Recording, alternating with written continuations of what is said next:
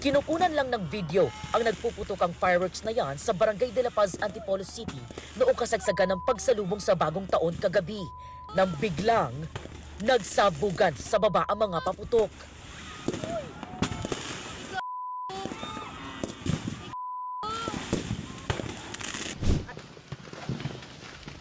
Sa isa pang video, kita ang malapitang pagsabog ng sari-saring fireworks.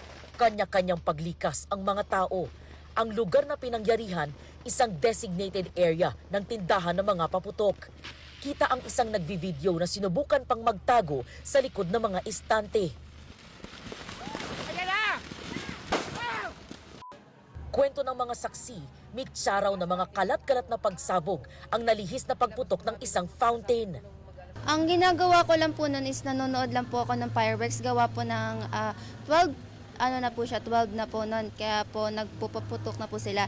Then napansin ko po biglang lumis po yung paputok. Doon na po nagsimula yung trahedya. Hindi na po namin naligpit yung mga gamit namin, yung mga paninda. Sa sobrang taranta po, na hindi namin alam kung saan kami pupunta.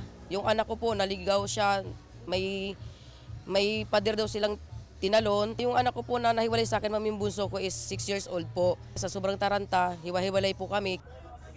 Ilan sa mga lumikas, pinasok na lang ang isang bahay sa likod ng mga tindahan. Duguan po yung iba. Ayon sa Barangay de la Paz Rescue, 11 ang biktima sa insidente, kabilang ang ilang menor de edad.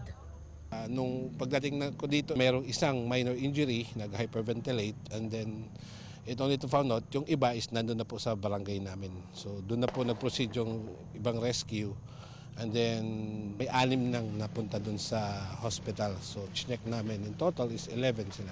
Tumakbo sila eh. So yung pagtakbo nila, nadapa, so mga gas-gas, at yung isa is, yun nga, may laceration doon sa kamay, but all is okay naman. Kabilang sa mga sumabog na paputok ay aerial fireworks, mga fountain at mga lucis, maging mga panindang torotot, damay sa sunog. Halos maubos naman ang mga panindang paputok sa istante na posibleng hindi na rin mapakinabangan. Tuloy ang napula ang sunog pasado alas 12 ng madaling araw. Patuloy ang investigasyon ng mga otoridad sa insidente.